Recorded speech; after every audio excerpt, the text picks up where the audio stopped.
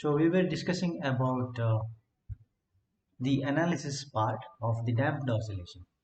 Okay, so in a damped oscillation, there will be a restoring force that will be directly proportional to the displacement. Okay, so F1 is actually proportional to Y. In order to make it equal, we will put a mu coefficient. Okay, and since the direction is opposite to that, we are going to write it as minus mu into Y. Okay, so that's the first half of this. Then, in addition to the restoring force, there is a damping force. So you can see the damping force is proportional to the velocity, and the direction of that damping force is also proportional to the velocity and opposite to the direction. That's why we are going to write it in the following fashion. So the F is generally written as mass into acceleration. So you can see that it is m into d square y by dt square.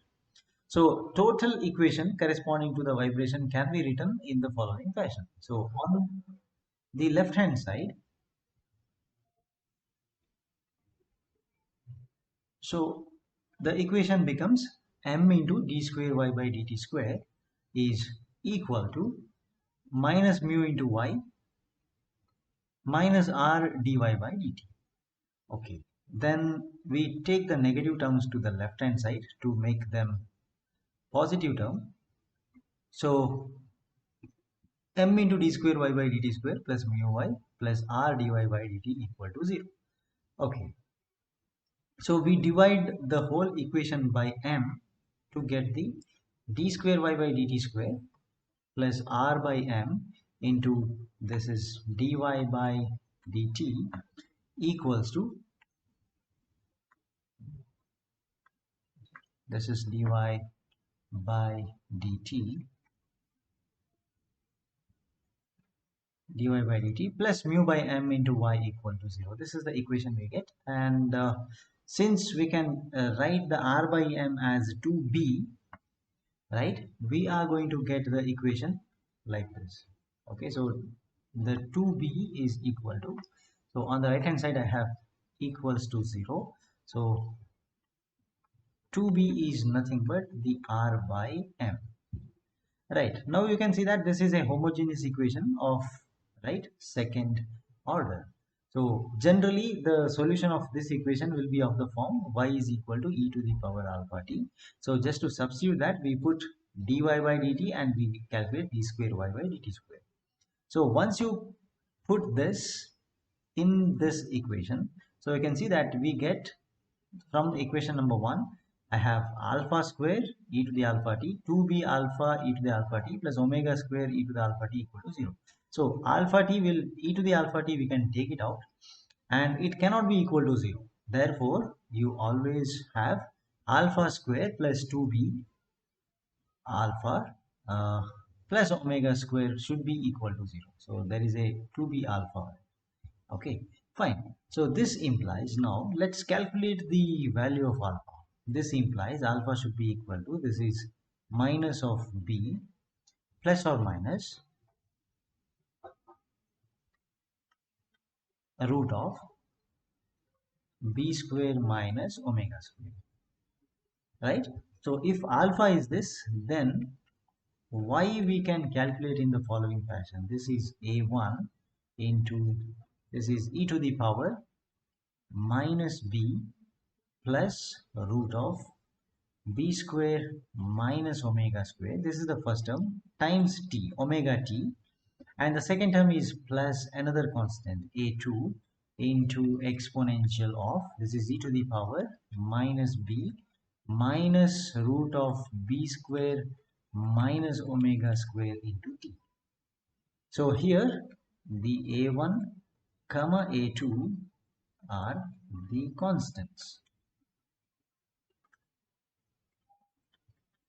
They are the constants. Now, depending upon the relationship between b and omega, right, we have several cases coming up in the damping conditions. Okay, so here the first case, this is case number 1, right? when the b square is greater than omega square, right? If the b square is greater than omega square, right, this implies we have a term that is b square minus omega square. So this number is going to be real. This will be a real quantity, right? And always this will be less than b. So you can see that the exponential term which is present in the above equation, right? We'll call this equation by say the number uh, 4. Okay, so we call this equation by number 4. This equation is 4. So in this equation I can see this is minus b plus a real quantity. So you see that e to the power a real quantity into t. So we have the exponential terms are negative. So you see that the oscillations will tend to 0. Okay, this condition is called as over damping, right? So this implies the exponential terms in equation 4 are negative.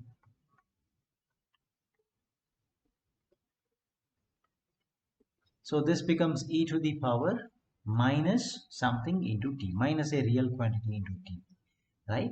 So when this is negative, so hence y, or in bracket I write displacement. So this is displacement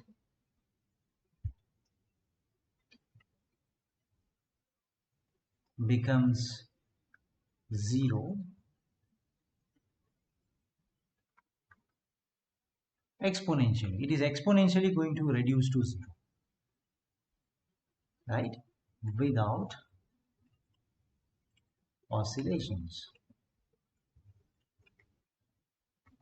So hence this is called as, right,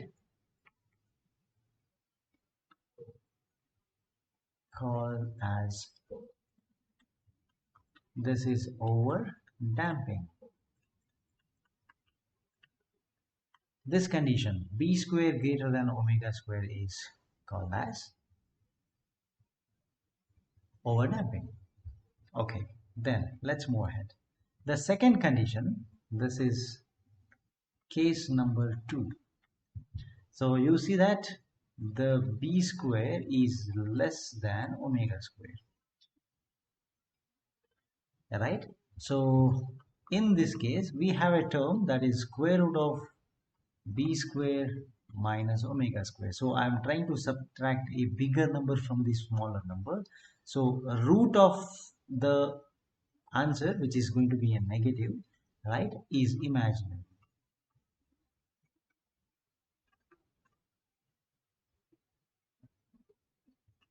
This is an imaginary quantity.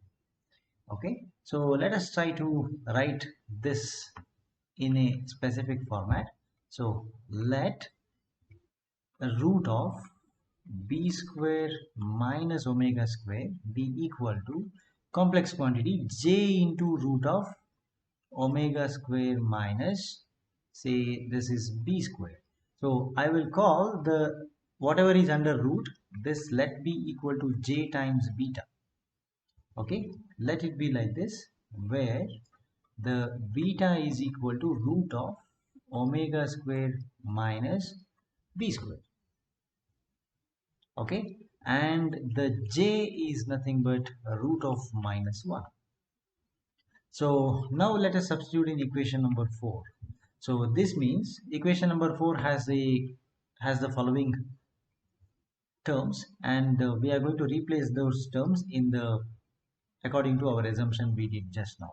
So the 4 becomes equal to, this is y, the displacement is a1 into e to the power, or it is exponential of minus b, right, plus j times beta, okay, into t. This is what is the first term, plus there is another term a2 into the exponential of, this is minus b minus j times beta, okay, into t. Okay, now I can see that these e to the power terms have something common. So let me expand this. So a1, this is exp minus b. Okay, I can write minus bt because t is getting multiplied to this into exp. This is j beta t plus a2 into exponential minus bt into exponential of minus j beta into t. So we can see that we can take something common from this. So that is equal to, so I'm going to take exp, that is e to the power minus bt, will take it out. So once that moves out, you have a1 into exponential of j times beta t plus a2 into exponential of minus j into beta t. Okay, now we use a property from complex numbers. Okay, so that is should be equal to, this is exp exponential of minus bt into, this is a1, e to the power j theta is nothing but cos theta, this is cos beta t plus j times sin beta t is the first term, then plus a2 into cos beta t minus j into, this is sin beta t. Okay, now once again we'll try to club the terms containing sine and cos separately. So this is equal to, this is equal to, there is exponential of minus bt outside, okay, e to the power something, into, let's club the terms containing real terms, that is a1 plus a2, a1 plus a2 into cos beta t. So that is done by this. So you can see that there is a cos beta t, there is a cos beta t. Multipliers we are writing together with cos, and a1 and a2 have plus sign. So because of that we are writing in this way. Then the other term will be, this is plus j times, see, a1 gets plus, a2 gets minus. So this is a1 minus a2 into sin beta. So once again we have made a an assumption earlier. So something we call this and something we assign to this. So if it is a1 plus a2, we will call it as a times sin phi, and j times a1 minus a2 we will call it as a into cos phi. So after this particular substitution, now we are going to get, this is exponential of minus bt into, so this is a sin phi into cos beta t, this is plus a cos phi into, this could be sine of beta t. So you see that this is equal to the exponential of minus bt, and a goes out, so into a times, so sin a cos b plus cos a sin b. Once again, if you remember, this is nothing but sine of the beta t plus phi. Okay, so we can write this as a into e to the power minus bt right? That is exponential into sine of, this is beta t plus phi. So what is beta? We will substitute once again. Therefore, the displacement y is equal to,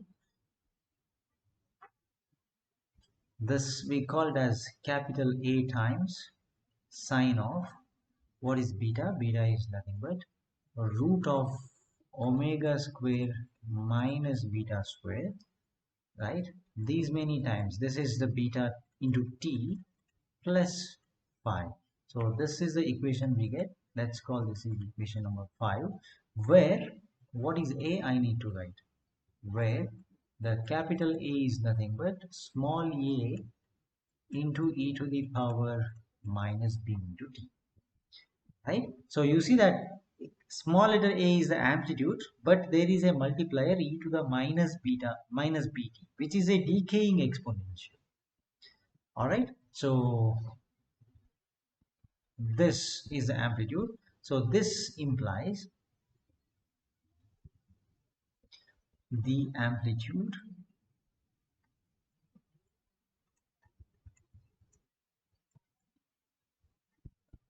of motion is continuously decreasing.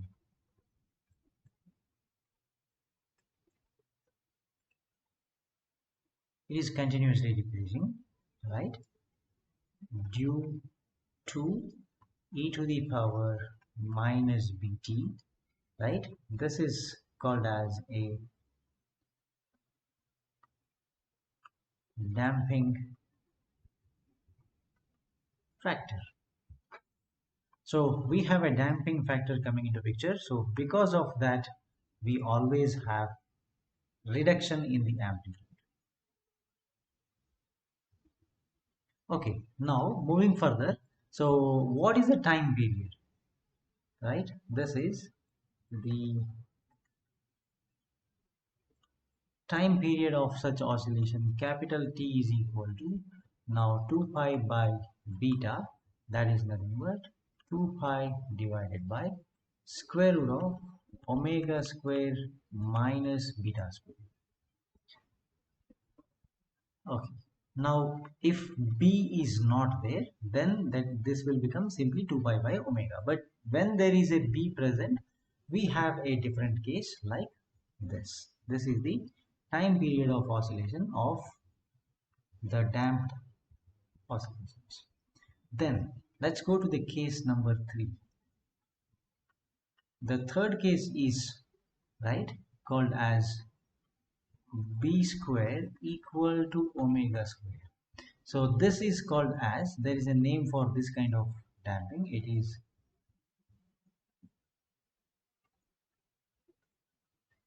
critical damping.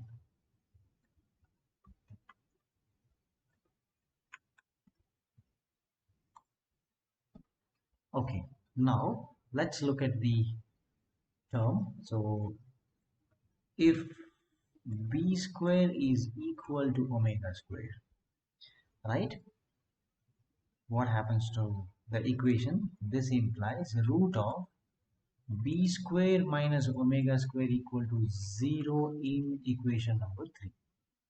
So therefore, under such condition, let's try to write the y now. So therefore, y is equal to, this is e to the power minus bt. This looks like e to the power minus of dt into this format. Okay, that is a into e to the power, say, h into t plus, let's call this a1, and a2 into e to the power, say, minus of h into t, right, where h is equal to, h denotes this b square minus omega square approximately equal to 0. It's actually, if they are exactly matching, then that is equal to 0.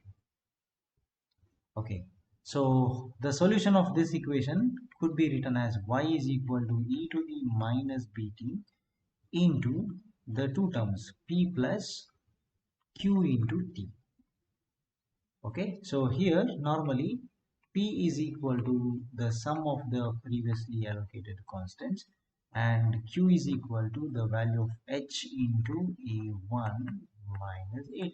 So mathematically we can prove this, but anyway, since it is a very standard representation, we are not going to solve them step by step. Okay, so this kind of representation, right, is called as critical damping, where b square and omega square are equal. Okay, so those are the types of damping when it comes to the uh, oscillation including damping. So damped oscillations will have these notations. Then the next topic is the attenuation. This is attenuation coefficient,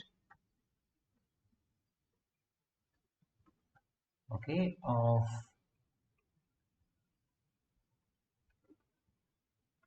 vibrations. Whenever we are considering the oscillations or the vibration, there will be an attenuation, right? So the characteristics of a vibrating system under damping can be considered by three different parameters. So attenuation constant is basically, right, describing the characteristics of vibrating system. So we can write here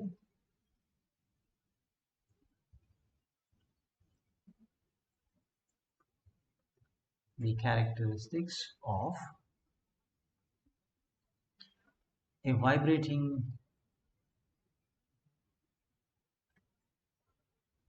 system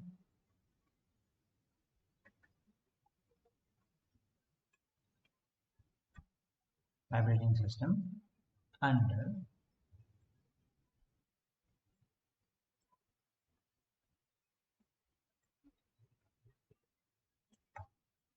under damping are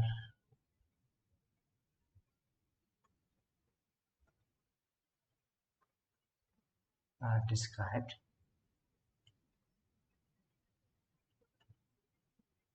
by three parameters. All right, so let's look at the parameters one by one. Okay, the first parameter is called as the logarithmic decrement.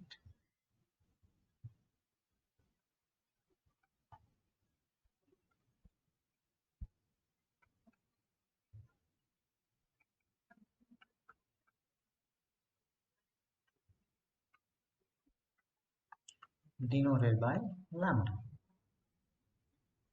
So this is a measure of the rate at which the amplitude is going to be reduced, right?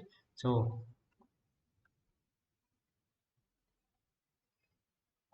it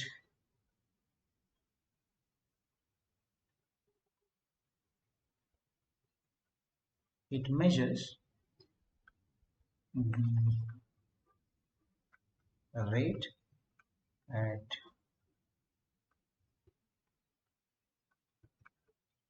which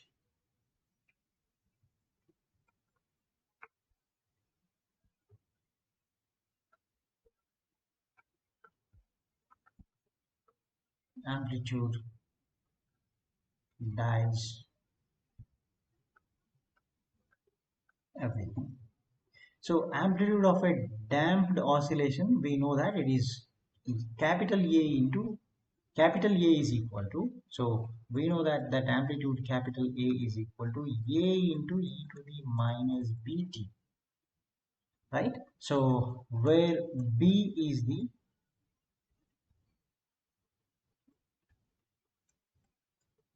It's called as the damping factor. All right, so there is a damping factor denoted by B. So amplitude gradually decreases with time, that is for sure, right? At different intervals of time. So let us say, let's say that initially you have an amplitude, right? Uh, let that is A naught. Then after some time the amplitude is A1. Then we'll write A2. Then A3 dot dot dot. Like this amplitudes will vary, right? B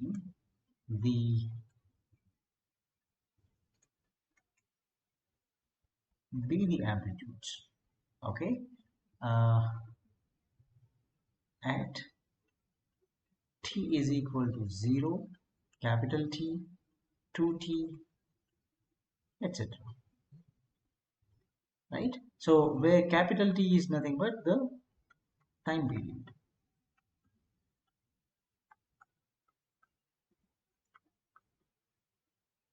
It's a time period. Okay, fine. Now let us try to write a ratio. That is, the A naught by A1 will be equal to A1 by A2, right? Which is equal to A2 by A3 equals to, all the ratios can be equated. So that becomes equal to e to the power, this is B into capital T. Always this is same. Let's call that as e to the power lambda. So here you can see that lambda equal to B into T, right? So this lambda itself is called as the logarithmic decrement.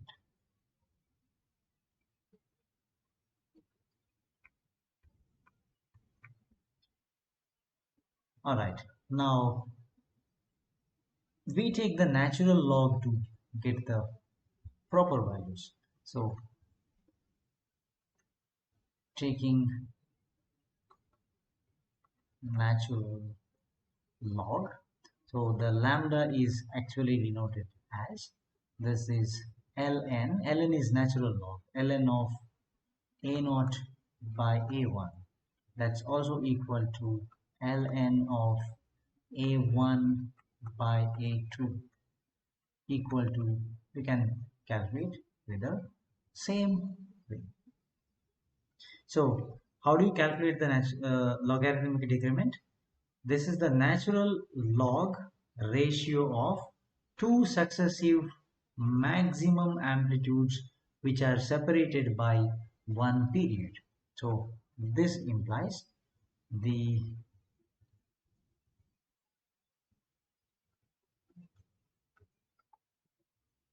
logarithmic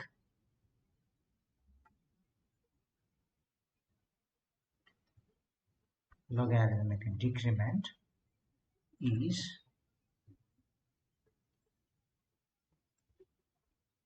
defined as the natural log ratio of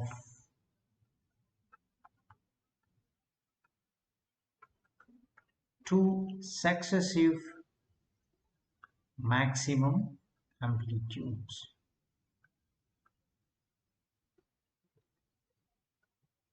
So it should be successive, one after the other. Okay, and they have to be separated by, so which are separated by, this is one period of time.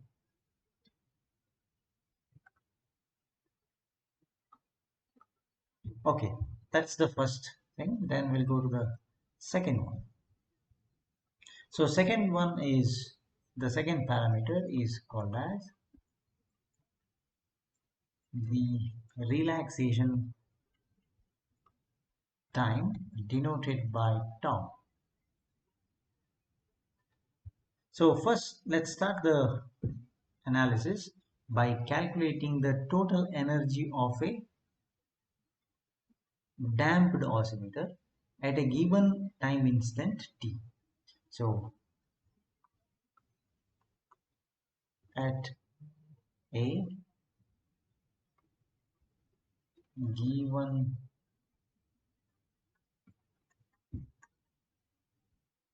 time instant, say t, the total energy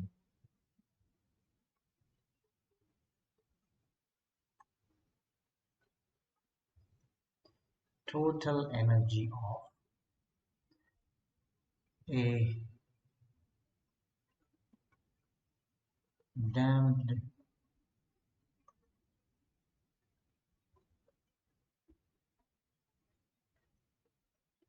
damped oscillator, right? So let's write this is E, energy is equal to half of mu into E square. Okay, so this implies the same energy E can be equated to half mu. The capital A is nothing but small a into e to the minus bt, the whole square. Okay, so since you need to square, you can write this as half mu a square into e to the minus 2 times bt. Okay, so this is equal to the half mu a square. I'm going to call that as E naught. So capital E is equal to E naught into e to the power minus 2 times beta t. Not beta, I think it's a b itself. Okay, let me correct. So this is minus 2 into bt. So we started from equation 1 and now we ended up at equation 2. So the relaxation time is nothing but, it's a total time duration in which the energy of a vibrating system reduces to 1 by e times of the original value. So we need to calculate that time so that we can call it as a relaxation time. So first let us define that. What is a relaxation time? Okay, that is,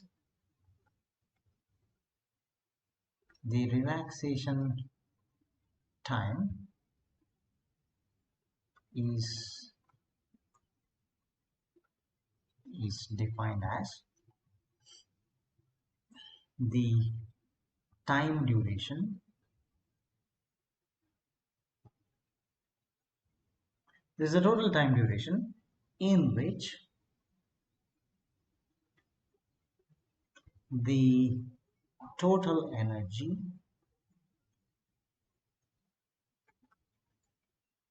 of a vibrating system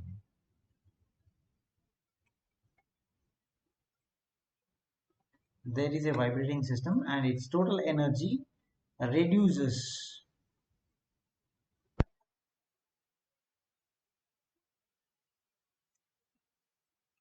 to 1 by e, okay, times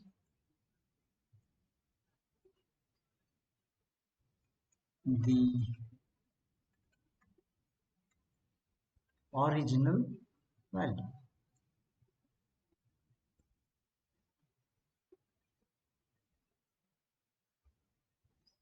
So now we will try to find this particular time t. So what we'll do, so we'll assume let tau is the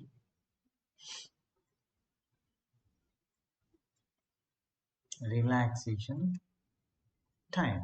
So what is that?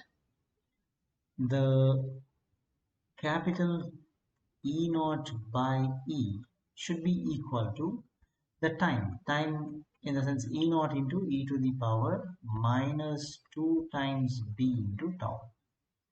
So 1 by e becomes equal to, so e naught cancels. So 1 by e is equal to 1 divided by, this is e to the power 2 into b times tau. So we have this value coming. Okay, I'll write this once again just to make it clear. So this is 1 by e is equal to 1 divided by, this is e to the power 2 into b into tau. Okay, so I can, comparing the e to the powers, I can say that this implies 2b times tau is equal to 1. So this implies what is tau? This means tau is equal to 1 divided by 2 times b. So depending upon b, if you perform 1 by 2b, you get the relaxation time.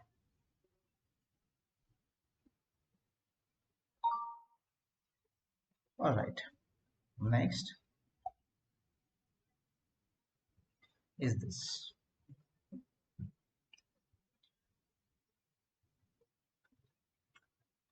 So we calculated the equation. So we can also write therefore from the above equation, this will write the equations 1 and 2, so that let this be equation number 2.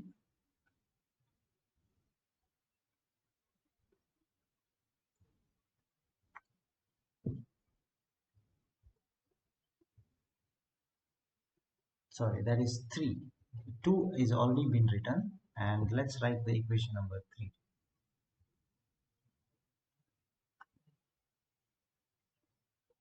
So this is what I am going to call as equation number 3.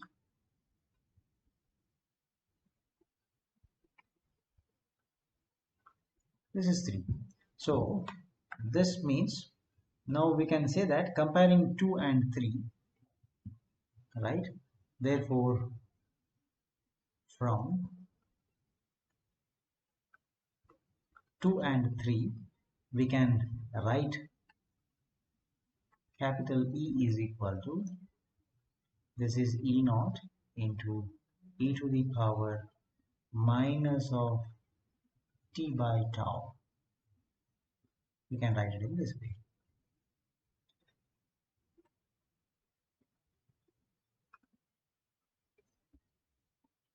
All right, then the next parameter is called as a quality factor.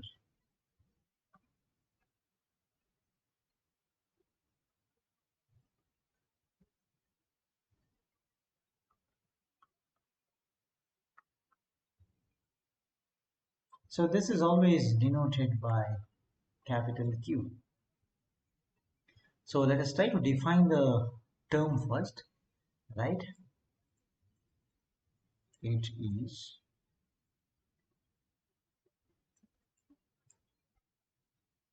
defined as 2 pi times 2 pi times the ratio of the energy stored in a vibrating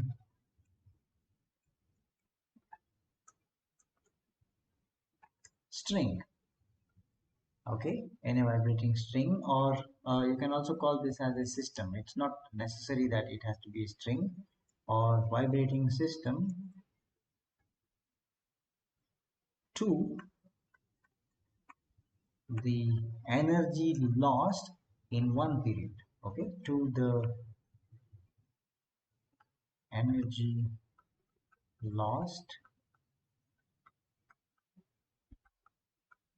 per period. So let's try to write it in this way. So the capital Q becomes equal to, this is 2 pi times the energy stored in the system whole divided by energy lost per period.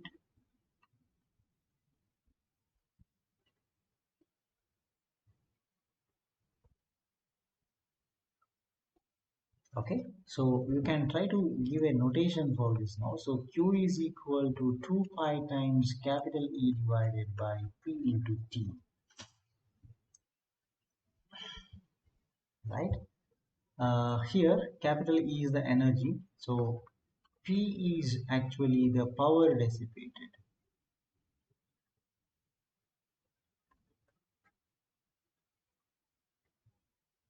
Okay, and capital T is called as the time period. So we know that the power is actually rate of change of energy, so dE by dt. So this is d by dt of, what is equation for E? Equation for V, previously we have seen that this is e to the power capital E naught into e to the power minus 2bt. So let's try to differentiate that one, because there is a d by dt over there. E naught is a constant, we will write it outside, into differentiation of e to the power minus bt is minus 2b into, this is e to the power minus 2b into t. So you can note that this e naught into e to the power minus 2bt is itself is e, right? So I can write minus 2b times capital E is the power, right? So we can see that the P can be replaced in this fashion. This implies the quality factor is equal to 2 pi into capital E divided by, denominator is P into T, but P itself is 2B into E. So we are writing only the magnitude. So this is 2BE into T.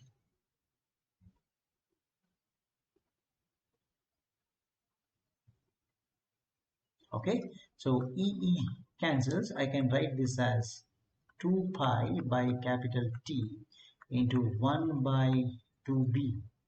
So what is 2 pi by capital T is omega. Omega by 2B becomes the Q, right? But 1 by 2B is what? It's a tau. So omega tau. So quality factor is either of these equations.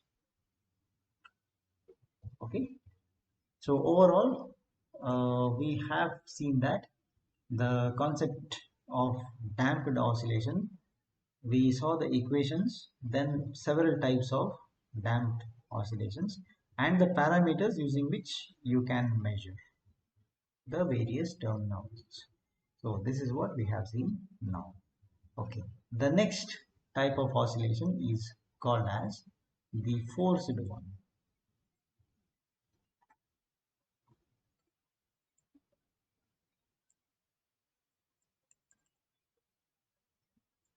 So forced oscillation. Now, whenever there is a damped oscillation, the loss of energy in damped oscillator, right, causes the oscillations to come to rest after some time. But what if I don't want that to happen? The loss of energy should be compensated by an external force that needs to be periodic in nature, right? So there is an oscillation which is damped oscillation, in the sense it's going to come to rest after some time. But if you don't want that to happen, you need to apply an external force, right? Using that force, right, you can make the system to sustain its oscillation. Oscillations can be, right, controlled by using this. Okay, so if that is the case, right, let us say if you compensate that by externally applying a force, that force is resulting in an oscillation, a continued oscillation, and you call that as a forced vibration. So we'll write the same thing in the following format. Okay, so the loss, if you have a loss of energy, the loss of energy in a given, this is DAM, damped oscillator,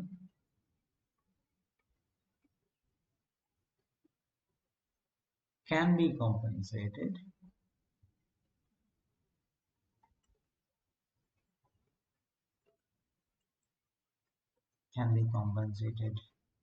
by applying external periodic force, right, such that as a result of this vibrations are sustained. So this implies the vibrations are sustained. So they will not be damped now, they will be sustained. So the vibrations in which body vibrates with a frequency other than the natural frequency under the action of external periodic force. So you apply an external force and you change the naturally occurring frequency of oscillation of an object to a externally applied frequency, some other frequency, some frequency which is other than the natural frequency of the oscillation, right? If that will happen, you call such oscillations as forced oscillation. Okay, so let's try to define the forced oscillation now.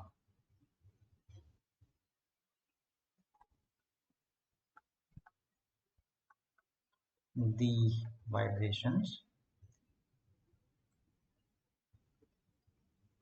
in which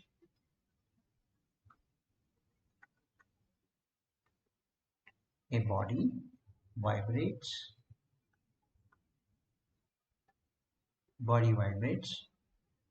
with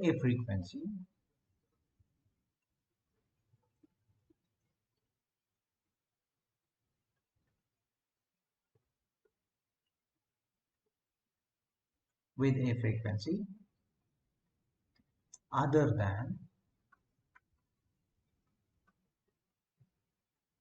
other than its natural frequency,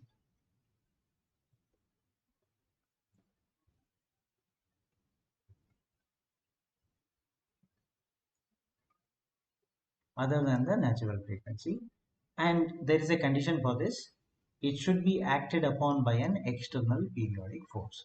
So we'll write under the action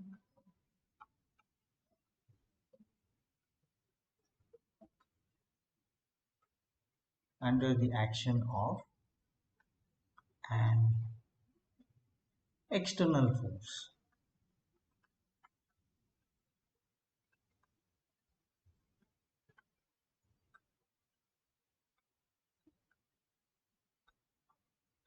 right, which is actually periodic, right? So these vibrations are called they are called as forced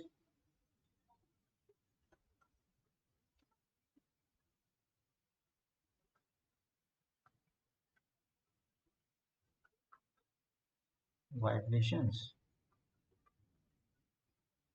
right? So it is very clear in this technique that you make the body to vibrate at a different frequency than the frequency at which it is comfortable oscillating.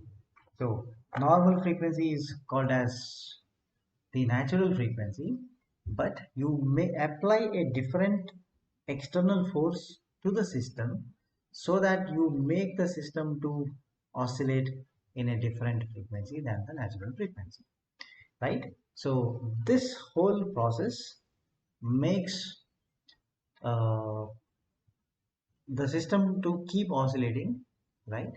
And